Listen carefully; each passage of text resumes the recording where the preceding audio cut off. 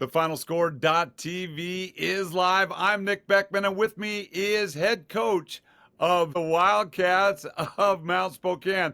I had the opportunity to see you guys all the way back in December. This is head coach Dave Wagenblast.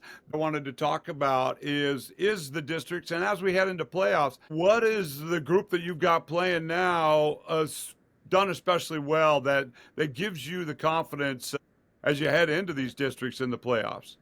Yeah, I think for us, we're a young team in that we've got some guys back this year that played. We had several. We had one of the best players in the state, in Jaden Garashi, and Rob Franklin, and Jason Rainin were all guys, and then Kate Strosser as a junior, with all those other guys being seniors. They all started last year at some point or another, or like three of them started in the state semifinals last year. And so going into this year, we knew we had a really, really talented team. So we were going to schedule it accordingly. And so December was the gauntlet, and we easily had, well, how about this? Arguably had the best schedule in the state of Washington, and especially in December. And so I was so proud of our kids and the growth because they didn't have any games where it was like, all right, well, we're going to take it easy on this one. Everybody's going to get a play. No, it's just like every single game was an absolute grinder and of just great teams. And so that was really fun. And with that, we got a chance to grow. And then December 20th was the last day that we had Jaden. So we have been playing the entire month of January without Jaden. Oh, wow. And so he hasn't played, and he is still out. So for us to come along, the young kids have really come along this year because of him being out.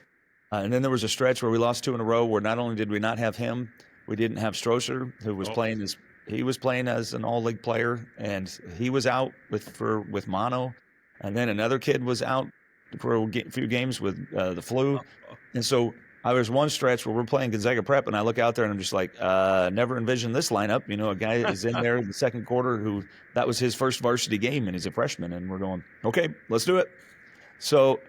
But the young kids have really gotten a chance to grow this year, and with that, we're hopeful that if we can make it, if we're fortunate enough to make it to state, that potentially Jaden can join us back again, and now all of a sudden that's a little different. That's you bring back one of the best players in the state of Washington. Now all of a sudden, you just don't ever know. Well, and that's just that whole issue of high school basketball with these small, intimate rosters where you've got 12, 15 kids, and when you lose a couple here and there, they can make a huge difference, especially when they're team leaders and starters like that. I mean, I was there for that Mount Spokane, Mount Si game. And that was a 5-point game. You guys were right in it the whole way. Then you went to O'Day. Then you went to Glacier Peak. So that was an amazing gauntlet there that you guys had to traverse in December. And did that contribute to your success right now? Because you're coming into the end of the season on a 4-game winning streak. Yeah, I think our kids, because we started the year, we got a chance to beat Bellarmine Prep and Camas with comeback wins. And that gave our guys a ton of confidence. And then, we went in, we beat Gonzaga Prep at their place. And so then, going in and playing at O'Day, what a great game that was. And how many kids from Spokane get a chance to say, they played at O'Day High School? And what a great environment that was. And they played really well. And so that was a great game. And so our kids know that they're never out of anything, and they've really grown. So I'm really proud of them because they've faced a lot of adversity, and anytime you've won for a few years, more people are excited to take you down, and so our kids have really stepped up, knowing that every game is going to be a real gauntlet. And the GSL is a tough league, and there's some leagues, for us, we're the only we're one of the few. How about that? 3A, 4A leagues, and so if you're that's different, and so it definitely gets you prepared, and there's a lot of really good coaches and teams in our league, and so it's definitely something that gets you ready for the district tournament and for state. Well, and I know that Spokane is a great basketball community. How much does the energy and the involvement of the community and the fans impact your team as you head towards the playoffs in the district? Yeah, we're definitely a community that supports basketball. Like tonight's game is definitely going to be packed, as it's a rivalry game in the first place, and then it's got a lot of playoff implications for both teams, and so that's one where I would anticipate not might having to turn people away. So it should be a really good game. Well, and as the crowds get bigger, as the district playoffs come and the games get more important, what kind of mindset or focus are you giving your kids, or what kind do you want your kids to focus on as they head to the playoffs? Yeah, the big thing that we strive with our kids are, hey, be where your feet are. And that noise is just noise, but what matters is your teammates and what you can do to help your team. And we talk about that every day. It's about goals of just getting better. It doesn't matter if there's nobody in the stands or if it's packed. What difference does that make? It's just a game, and we've got to try and get a little bit better every day. And if we can get a little bit better each day, that's really the goal of your team. And you just want your kids to understand being present and not getting excited about a bad call, or not getting excited about somebody on the other team, something happening, and with it. Because how in playoff basketball, the emotions get going, and with that, it's like, guys, that doesn't matter. You just your mindset has to be next play, be where you are, and how can I help my team? And I think our kids have done a pretty good job of that. Like, you just don't see us doing lots of these palms up. Like, we're trying not to be victims and move on. And the faster that you can get your kids to do that, I think you've got a chance to, hey, move on to the next play and have some solutions of what you want to do in this next possession. Well, and the game does move too fast for that. I mean, I love that you coach that kind of mentality and that kind of attitude, because kids today a lot of times get caught up in the no call, in the no whistle. And in my 30 plus years of hanging around high school basketball, I have never seen an official stop and say, "Oh, I missed a call," and come back and blow the whistle.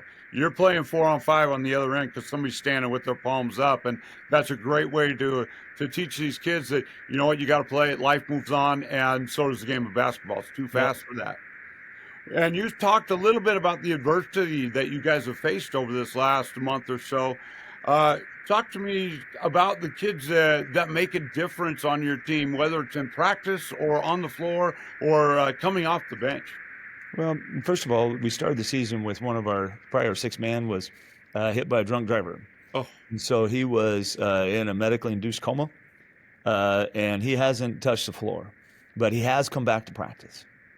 In terms of, he's shooting drills, he's out there with the guys, and that just gives you a perspective of what actually is important. Well, praise God for that. Right? And so the community really, really, really rallied around him and his family, and that was a beautiful thing. And he's back at school now, and so that gives you perspective of what's really important. And Absolutely. So the kids are. So for us, the guys that are there, you don't have Jaden out there with us, the big kid who's, by the way, just signed. He's going to go to Colorado State. Oh, that's awesome. And that's still happening, even though he's out. Yeah. But these guys are there. They're supporting, and that's bigger for us. And the kids that are coming along are, I'd really say that are proud of our seniors. Preston Lunzer and Jason Arena and Rock Franklin. Those three guys are, they have been program guys, and like sometimes you just gotta wait your time when you're at a program where there's a lot of good players. And these guys have, and now they're getting a chance it's their team, and I'm really proud of them. And then we have a junior, Cade Strosser, who's been playing, like I said, he's been playing like an all-league player. And then our young sophomores, we have four they've gotten so much experience that they're now juniors, and they're, in our eyes, and like they're a real force. And they're guys that, college coaches are like, okay, who are those four kids? So, we've, I really like our team, and if I think our kids are tough, they've gotten really good defensively, and then on offense, we're now just learning what it means to, that's what a good possession looks like, because we spend so much time talking about defense. Offense takes a while, right. So for us, that that's our mindset, is like, we're just defense,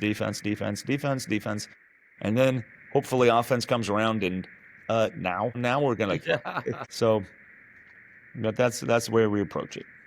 Well, I love the culture that you're building over there, and I really enjoyed being able to be on the public address and watch your team play. They play the right brand of basketball, in my opinion. I love good defensive basketball because that's where the game starts and finishes. When you can get a stop when you need it, or turn that defense into offense on the other end, it's a fun brand of basketball to watch. Good luck to you as you head into the districts and the playoffs. Head coach Dave Wagenblast from the Mount Spokane Wildcats on the FinalScore.tv. Thank you for joining us today. Thank you very much, Nick. Appreciate the time.